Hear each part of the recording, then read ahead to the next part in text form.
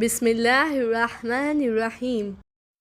کئی بار خود سے کہا کہ اتنا دھونے اور خشک کرنے کی کیا ضرورت ہے، بار بار تو جا رہی ہے، لیکن پھر خود اپنے سامنے ہی شرمندہ ہو جاتا۔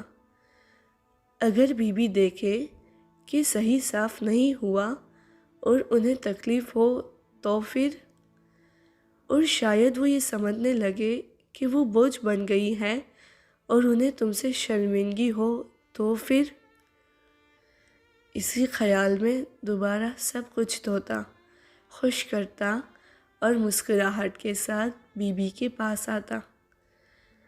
ایسا لگ رہا تھا کہ تھکن کے مارے کمر ٹوٹ چکی تھی اور اتنی مرتبہ ہاتھ دھوئے کہ ہاتھ خشکی کے مارے ہر جگہ سے پھٹ رہے تھے۔ شہدا ہم شرمندہ ہیں، قسط 26۔ اذان میں آدھا گھنٹہ رہ گیا تھا۔ بیوی کی درد کم ہو گئی تھی اور دوائی لے کر سو گئی تھی۔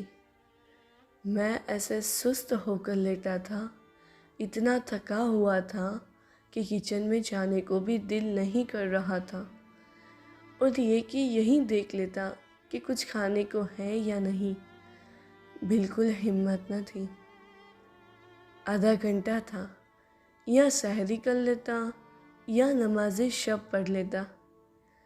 شاید مستحب نماز کو کہیں بھی پڑھا جا سکتا تھا، لیکن میں تو مسلسل کمرے اور باتھ روم کے درمیان، کمر میں شدید درد تھی۔ پھر گھڑی کی طرف دیکھا، اب 20 منٹ رہ گئے تھے۔ 2 مستحب میں، نماز شب یا سحری، میں ایک کا انتخاب کرنا تھا۔ دل تو نماز شب پڑھنے کا تھا، دوسری طرف میری زندگی کے پہلے واجب روزے تھے۔ اختیار اپنے سپرد کر دیا تھا، آنکھیں بند کر لی، پھر اٹھا، چھوڑو مہران، اور باتھ روم وضو کرنے چل پڑا۔ خالہ صبح آ گئی اور میں اسکول آ گیا۔ اسکول میں آنکھیں کھلی اور دماغ سو رہا تھا۔ بریک میں تھوڑی دیر کے لیے میز پر سر رکھا، آنکھ کھلی تو ظہر کی اذان کی آواز آ رہی تھی۔ سر اٹھا کر دیکھا، کندھا شدید درد کر رہا تھا اور چہرہ سرخ ہو چکا تھا۔ کلاس فیل ہوں، سب نے مذاق اڑانا شروع کر دیا۔ تم نشہ کرتے ہو، ہر وقت ہی نیند میں ہوتے ہو، آج تو تم نے حد ہی کر دی۔ سب ہنسنے لگے۔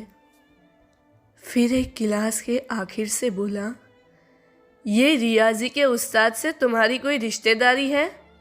2 بار تمہیں آواز لگائی، تم نہیں اٹھے تو بولے رہنے دو، اسے سونے دو، ہم میں سے کوئی ہوتا تو کلاس کے باہر ہی پھینک دیتے۔ ابھی تک سر چکرا رہا تھا، سوچ بھی نہیں سکتا تھا کہ اس طرح سے بے ہوش ہو جاؤں گا، اور ریاضی کے استاد کی آواز ہی اتنی بھاری ہے، یعنی وہ پورا وقت پڑھاتے رہے اور میرے کان پر جو تک نہ رہیں گے۔ پورا گھنٹہ میرے لیے جیسے ابھی ہی پلک جھپکی ہو۔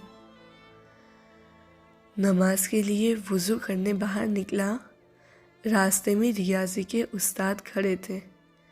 انہوں نے مجھے آواز لگائی، مہران ادھر آؤ۔ میں نے انہیں سلام کیا۔ کچھ دیر تذبذب کے عالم میں مجھے دیکھتے رہے، پھر اپنی بات ہضم کر گئے، بولے، جاؤ نماز جماعت پڑھ لو، کہیں نماز جماعت سے پیچھے نہ رہ جاؤ۔ ظہر کے بعد گھر پہنچا، ابھی بھی تھکن کے مارے برا حال تھا، اب تو بالکل ہمت ختم ہو گئی تھی۔ پچھلی رات کی تھکن، اسکول جانا، روزہ، سحری بھی نہ کر سکا۔ تھوڑی دیر دروازے پر کھڑا رہا کہ چہرے کی تھکن چھپ جائے، پھر اندر جاؤ۔ گھر کے اندر آیا، خالہ نے چوں ہی مجھے دیکھا، جلدی سے چادر لی اور جانے لگی۔ کتنے ٹائم پر آئے ہو؟ مجھے شفٹ پر پہنچنا تھا، امی کے لیے سوپ لائی ہوں، تمہارے لیے بھی فریز میں رکھا ہے، افطاری صبح سے کر لینا، میں جلال کو کہوں گی کہ آج تمہیں افطاری دے جائے۔ میں افطاری بنانا چاہ رہی تھی لیکن تمہارے تو فریز میں بھی کچھ نہ تھا۔ میرے میں باہر جا کر کچھ لانے کی ہمت نہ تھی۔ خالہ چلی گئی، میں نے کپڑے بدلے اور بیٹھ گیا۔ ابھی لیٹنے کے لیے پر تول رہا تھا کہ بی بی درد کے مارے نیند سے جاگ اٹھی۔ ان کی دوائی اور پھر آگے پیچھے یاد نہیں کہ اذان میں کتنا وقت رہ گیا تھا۔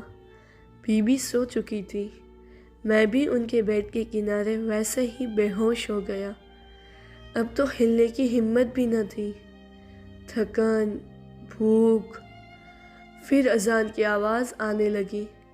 میں نے آنکھیں کھولی لیکن ہلنے کی بھی طاقت نہ تھی۔ آنکھوں میں آنسو آ گئے۔ بولا، خدایا معاف کر دینا، بالکل بھی نہیں اٹھ سکتا، اور دوبارہ سو گیا۔ کمزوری نے حالت خراب کر دی تھی۔